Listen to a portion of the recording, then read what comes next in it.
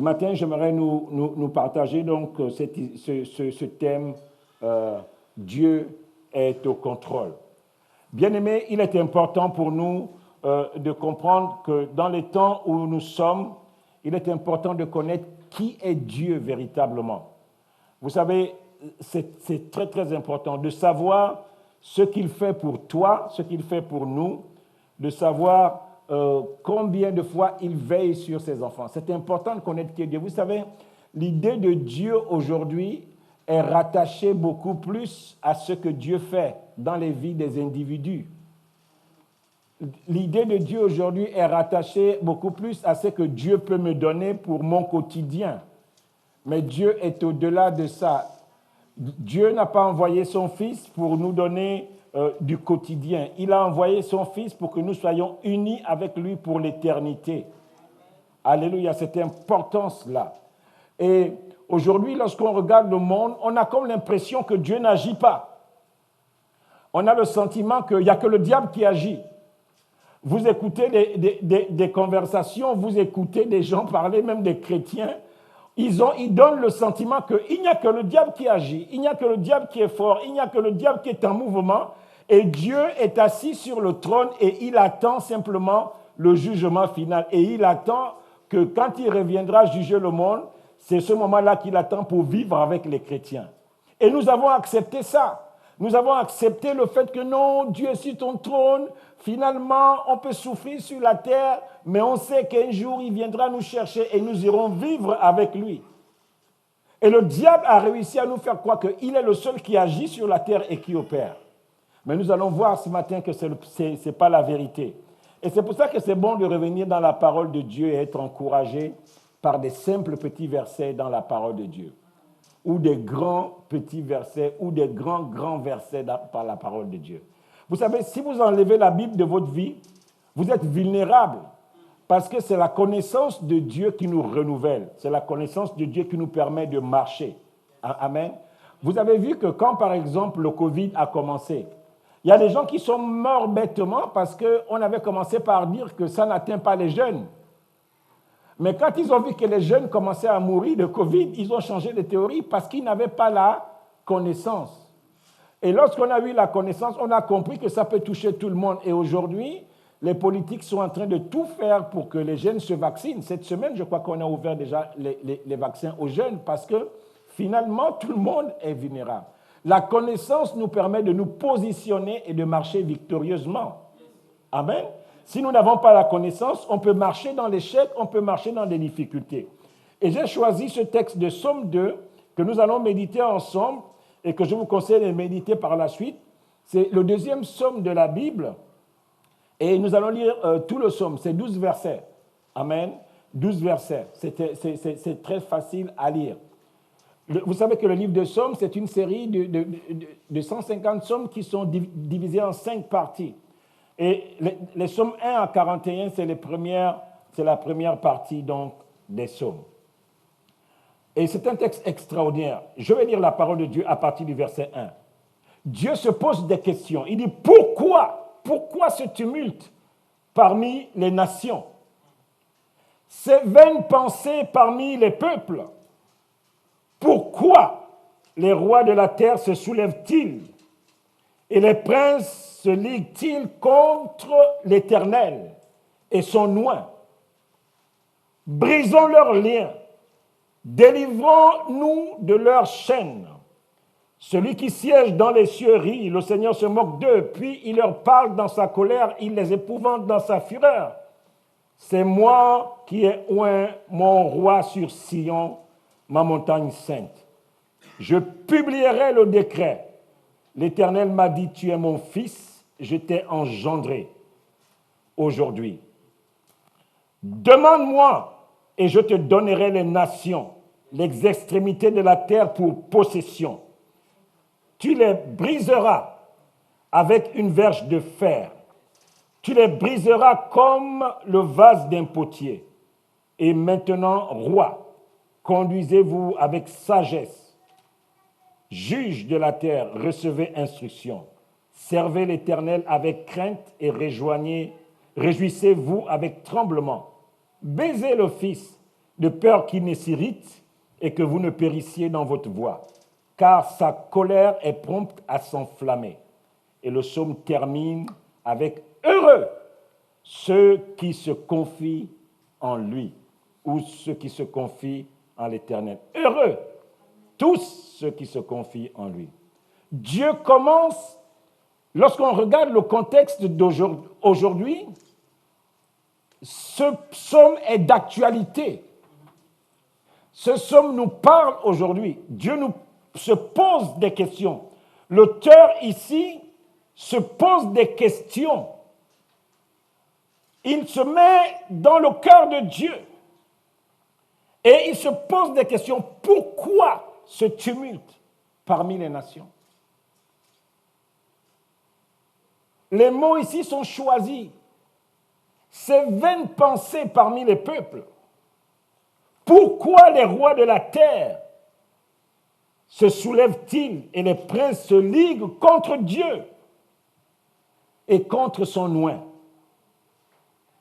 Et il traduit ici même les pensées de ces gens qui se liguent contre Dieu, qui se soulèvent contre Dieu. Leurs pensées sont dévoilées au verset 3. Ils disent en eux-mêmes, brisons les liens de la chrétienté, les liens qui unissent les gens à Dieu. Délivrons-nous de leurs chaînes. Il y a comme une guerre, il y a comme une situation de confusion, il y a comme une situation de doute, il y a comme une situation de désordre qui fait que celui qui regarde a le sentiment que Dieu n'agit pas, Dieu ne travaille pas. Pourquoi ça? Pourquoi ces choses arrivent si Dieu est au contrôle? Pourquoi Dieu laisse la faire? Pourquoi l'Église va-t-elle être persécutée? Pourquoi les gouvernements continuent de prendre des lois contre la religion, contre Dieu, contre le christianisme? Pourquoi on veut restreindre le christianisme? Pourquoi on veut nous empêcher d'évangéliser? Pourquoi on veut nous empêcher d'exprimer notre foi? Pourquoi on veut nous empêcher de nous manifester? Pourquoi on veut nous empêcher de lire, d'évangéliser? Pourquoi les rois, les princes se soulèvent contre loin de Dieu? Pourquoi tout ce désordre parmi les nations? Ici, une image de désordre, de confusion, de doute est projetée. Mais ça, c'est la première partie. Cette situation que nous vivons aujourd'hui. Et on se demande, mais Seigneur, où es-tu? Les gens, on a le sentiment que les rois font ce qu'ils veulent. On a le sentiment que ceux qui dirigent peuvent voter n'importe quelle loi. Dans tous les pays du monde, on a le sentiment que ceux qui ont le pouvoir peuvent décider de faire ce qu'ils veulent contre Dieu, contre les enfants de Dieu. Et on a le sentiment que Dieu, dans tout ça, il attend qu'il viendra nous chercher lorsqu'il viendra prendre son Église, lorsque le Seigneur viendra juger les vivants et les morts. Et ce passage de Psaume nous ramène de l'ordre dans nos pensées. Nous allons à la deuxième partie. Dieu répond. Dieu répond à tout ce désordre. Dieu répond à toutes ces confusions. La Bible dit que celui qui siège dans les cieux, il rit. Dieu rit. Celui qui siège dans les cieux, la Bible nous dit que Dieu, face à ces situations où on a le sentiment que Dieu n'est nulle part, il est au contrôle. Vous savez, lorsque quelqu'un rit, il vous donne le sentiment que mais tout ce que vous faites là, ça ne vous amènera nulle part. Le texte continue en disant, celui qui siège dans les cieux, il rit, le Seigneur se moque d'eux. Comment Dieu, dans cette situation, nous qui croyons que Dieu n'est pas là, nous qui croyons que Dieu ne fait rien, il n'y a que le diable qui travaille, il n'y a que les satanistes qui travaillent. Dieu nous dit, il est assis dans les cieux, il rit et il se moque de tous ces plaisantins-là. Seigneur, je pensais que tout ce qu'il faisait te préoccupait vraiment. Comme nous, ça nous préoccupe. Oh là, maintenant, Seigneur, nous sommes blessés. On va vraiment poser les actes. La Bible dit que Dieu est dans les cieux. Il n'est pas descendu. Nous savons que quand Dieu est venu délivrer le peuple de Dieu de l'Égypte, de l'esclavage dans lequel ils étaient plongés en Égypte, la Bible nous dit que Dieu est descendu. Mais là, on nous dit que Dieu est sur son trône. Il rit. Il rit de tes ennemis. Il se moque de ceux qui pensent que tu n'arriveras pas. Waouh! C'est un peu comme si vous avez donné à quelqu'un une voiture puissante, un 4x4 tout-terrain, et il va dans un endroit où la route est difficile. Et vous vous dites, vu l'état de la route, il ne pourra pas y arriver. Mais celui qui lui a donné le 4x4, il rit. Il sait que le 4x4 là, il a été conçu pour que, quel que soit le terrain, même si ses pneus sont crevés, il avance toujours. Donc il va rire. Il va se mettre à rire, pourquoi? Parce qu'il sait ce qu'il a investi dans le 4x4. Il rit.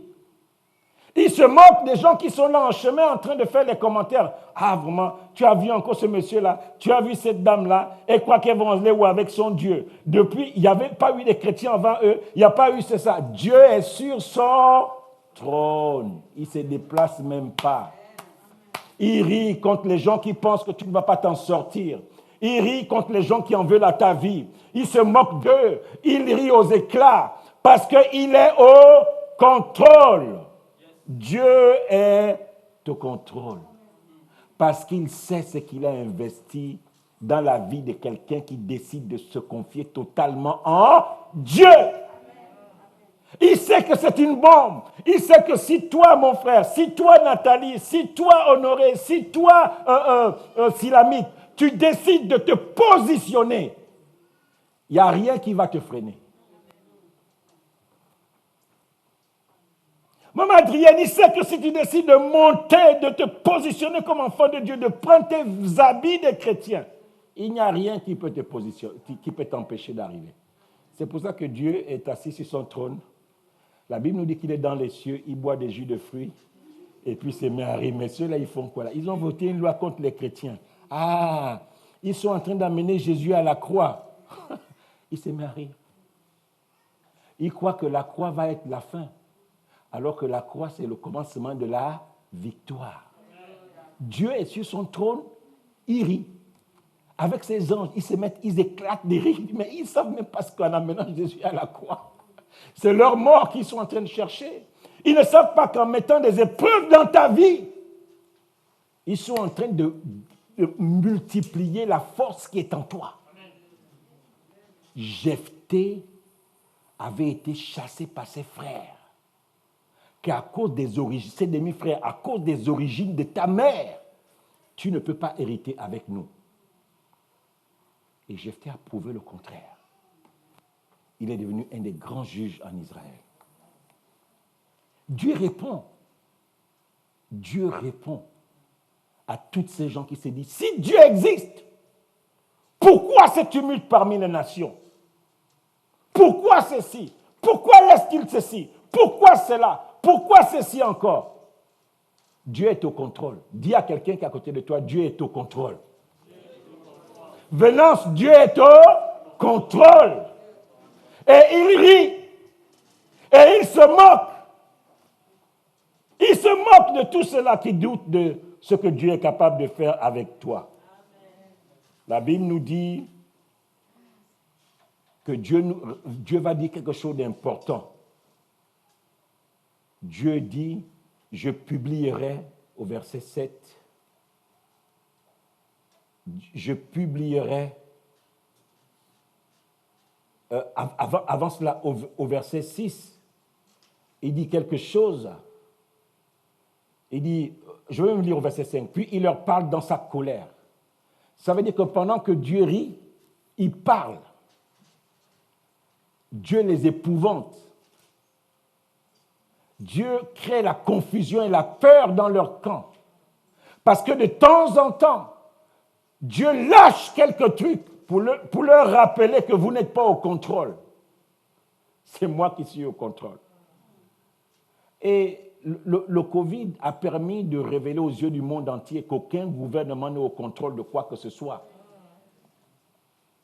Dieu lâche ça pour leur montrer que je suis au contrôle.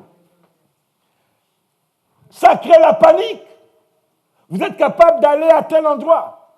Mais moi, je vous dis que vous n'êtes au contrôle de rien du tout. Et Dieu leur dit, c'est moi qui ai oint mon roi sur Sion, ma montagne sainte. Ici, Dieu est descendu au travers de son Fils. Il a oint son Fils sur la montagne de Sion. Et au verset 7, il dit, je publierai le décret. L'Éternel m'a dit, tu es mon Fils, je t'ai engendré aujourd'hui. Dieu est en train de te dire, ou en d'autres termes, il est en train de te rappeler que dans cette confusion-là, il te rappelle. C'est comme si Dieu vient te rappeler la filiation qu'il y a entre toi et lui. Il te dit, tu es mon fils, je t'ai engendré aujourd'hui.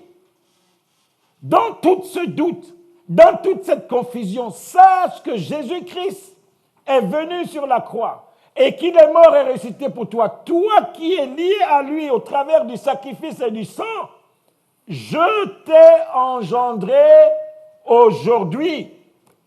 Tu es mon fils, tu es ma fille. Donc tout ce tumulte parmi les nations, tout ce désordre, toute cette confusion, Dieu est en train de te dire que si tu te positionnes en tant que fils, en tant que fille, en tant qu'enfant de Dieu, racheté, lavé, nettoyé par le sang de Jésus, il y a quelque chose que tu peux faire. C'est pour ça qu'il te dit que je vais publier un décret. Tu es mon fils. Je t'ai engendré aujourd'hui. Écoutez le verset 8. Il dit, parce que tu es mon fils, si tu te mets dans cette position de fils, de fille, demande-moi et je te donnerai les nations, les extrémités de la terre pour possession. Je te donnerai les nations pour héritage, les extrémités de la terre pour possession. Qui hérite des nations? Qui hérite des extrémités de la terre? Ce sont toutes les personnes qui se positionnent en tant que fils et filles. Toutes les personnes qui s'identifient à l'agneau de Dieu qui a été oint sur la montagne de Sion, c'est toutes ces personnes-là que Dieu dit ici, demande-moi. Demande-moi. Et je te donnerai. Je te donnerai un héritage. Dans toute cette situation qui ont l'air d'être confuses, moi, je te donne un héritage. Dans tout ce chaos-là, dans tout ce tumulte, dans tout ce flou, dans tous ces désordres, on ne sait même plus, Seigneur, quoi faire dans ce pays. Le Seigneur te dit que dans toutes ces questions que tu te poses, il est capable de te frayer un chemin pour te donner un héritage si tu te positionnes comme fils et fille de Dieu. C'est pour ça que Dieu publie. Il rappelle la filiation qu'il y a entre toi et son fils. Il dit, demande-moi et je te donnerai les nations en héritage, les extrémités de la terre pour possession. Tu les briseras avec une verge de fer. Tu les briseras comme le vase d'un potier. Et maintenant, roi, conduisez-vous avec sagesse. Juge de la terre, recevez instruction. Servez l'Éternel avec crainte. Réjouissez-vous avec tremblement. baisez le Fils, de peur qu'il ne s'irrite et que vous ne périssiez dans votre voie. Car la colère de Dieu est prompte à s'enflammer. Heureux tous ceux qui se confient en Dieu, en l'Éternel. Il n'y a pas une situation qui dépasse Dieu. C'est toi-même qui te laisses dépasser par ton positionnement. Quel est ton positionnement face à ce tumulte que l'on voit, face à ce désordre, face à cette situation de flou qu'on voit? Comment tu te positionnes? Est-ce que tu te positionnes comme un fils qui est capable de demander un héritage à Dieu, ou tu te comportes comme quelqu'un qui subit face à ces vaines pensées qui traînent parmi le peuple? Oh, Dieu n'existe pas. Et puis tu remets ta foi en cause parce que tes meilleurs amis t'ont dit que Dieu n'existe pas. Qu'est-ce que tu fous là-bas? C'est n'importe quoi, viens nous rejoindre. Et tu es dans la confusion. Ce sont des vaines pensées. Dieu se moque de ces gens-là. Dieu rit aux éclats. Et de temps en temps, Dieu frappe pour rappeler que c'est lui qui est Dieu. C'est lui qui est au contrôle. Qu'au-delà de tout ce que les hommes font, il nous voit clair. Il n'y a pas une situation qui dépasse Dieu. Arrêtez de croire qu'il n'y a que le diable qui travaille sur la terre. Dans votre famille, il n'y a que le diable qui travaille. Ah non, vraiment, ma famille, c'est difficile. Non! Dieu est assis sur son trône. Il n'a même pas besoin de se déplacer. Les pieds croisés dans les cieux. Il regarde tous les gens qui en veulent à ta vie. Tous les gens qui prient pour que tu ne réussisses pas. Tous les gens qui font tout pour que tu ne fasses pas d'enfant. Il se moque d'eux. Il se met à rire. Il dit, mais vous ne savez pas le programme que j'ai derrière la tête. Je n'ai même pas besoin de venir me salir les pieds là-bas sur la terre. Je suis sur le trône et je donne des orientations. Je vais équiper mon fils. Je vais lui donner la force et la puissance. Et vous allez voir ce qu'un lion ou est capable de faire quand il est blessé. Touchez un peu un buffle. Un buffle blessé. Je vous assure que vous êtes en danger. Dieu vous dit, vous ne réalisez pas ce que je suis capable de faire. Si cet enfant, si mon fils, ma fille, que vous êtes en train d'embêter sur la terre, s'il prend conscience de qui il est, vous ne réalisez pas les dégâts qu'il va faire dans votre vie. S'il met sa parole et la puissance du Saint-Esprit sur lui, vous ne réalisez pas ce qu'il est capable de faire. Bien-aimés, arrêtons de croire que le diable est le seul qui travaille. Arrêtons de croire que le diable, c'est celui qui dirige le monde. Dieu est au contrôle. Arrête de croire que non, vraiment, les esprits qui travaillent dans ma famille, là, Seigneur, je ne sais pas où tu es. Dieu attend que tu te lèves. Dieu attend que tu te positionnes. Dieu attend que tu réalises que, mais Seigneur, je suis un fils vraiment de Dieu. Aussi longtemps que l'héritier n'est pas capable ne connaît ses droits, il est comme un esclave dans le monde spirituel. Il est comme un esclave. Vous avez vu quand le prince Harry a décidé de dire que non, moi je reprends ma liberté. En réalité, il n'a pas repris sa liberté. Parce qu'il est conscient que c'est un fils de roi. Donc, même en ne vivant plus à Londres, même en ne vivant plus dans sa résidence où on l'avait mis là, il sait qu'il a un sang royal. C'est pour ça que ses parents sont embêtés de le laisser dans la nature. Parce que son sang est royal et il en est conscient. Donc, quel que soit l'endroit où il va, les portes s'ouvrent au même titre que s'il était encore dans la famille. Dieu te dit, il veut t'équiper. Commence à travailler avec ce que tu as. Donc Dieu répond à tous ces désordres, à toutes ces confusions. Il répond par les rires, il répond par la moquerie, il répond par les épouvantes. il répond. C'est nous qui ne voyons pas les réponses de Dieu, parce que nous sommes tellement préoccupés par nos attaques, par les situations que nous subissons.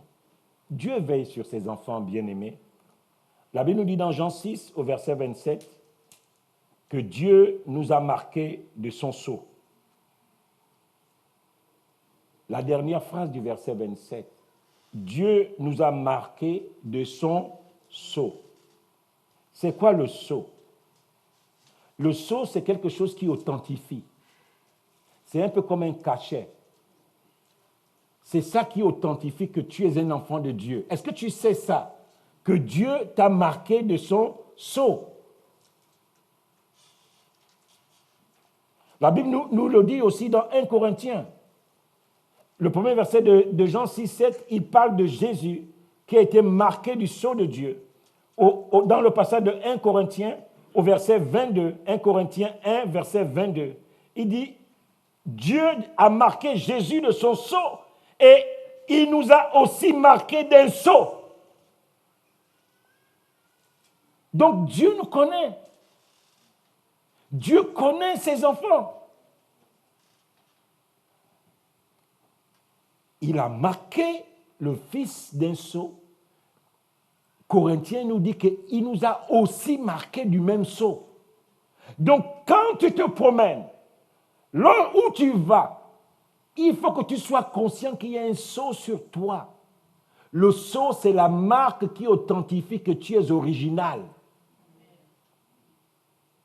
Même si on trafique ça, mais quand on va regarder de près, puisque nous on travaille dans le monde spirituel, le spirituel c'est ce qui est faux, c'est ce qui est vrai. Ce n'est pas comme dans le monde où on va fabriquer des faux sacs de marque et puis quand tu regardes, tu te dis que c'est pareil. Mais les gens qui savent, ils savent que ça c'est un faux sac Louis Vuitton, ça c'est un vrai. Ils savent aussi que ça c'est des sacs ratés, ça c'était un original. Mais nous sommes dans le monde spirituel, donc il n'y a pas de trafic possible. Nous sommes marqués du sceau de Dieu. L'autre point, Dieu connaît chacun de nous. Il nous dit cela dans 1 Jean 10, à partir du verset 27.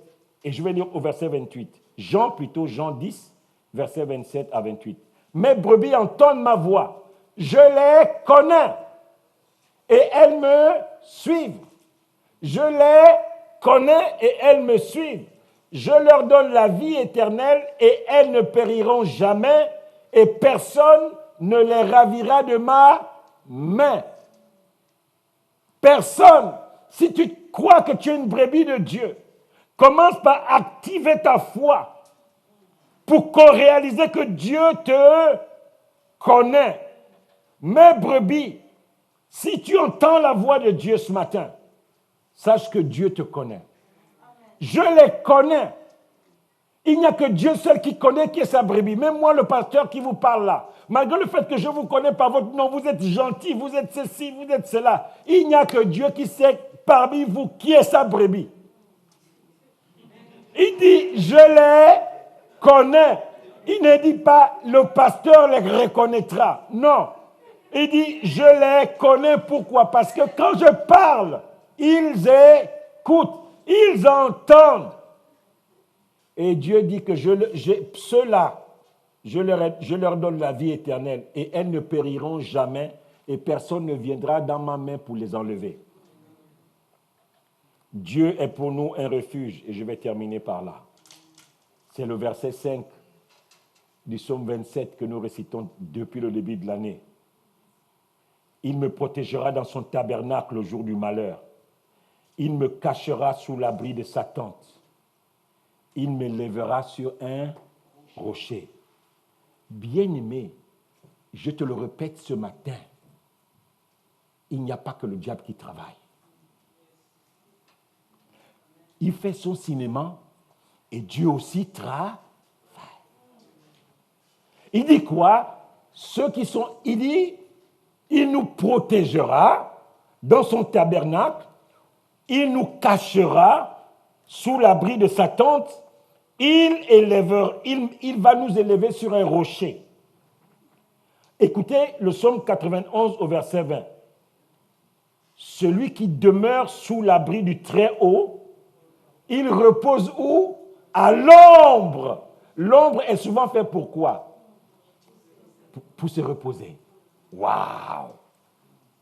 Si tu demeures sous l'abri du Très-Haut, tu reposes à l'ombre.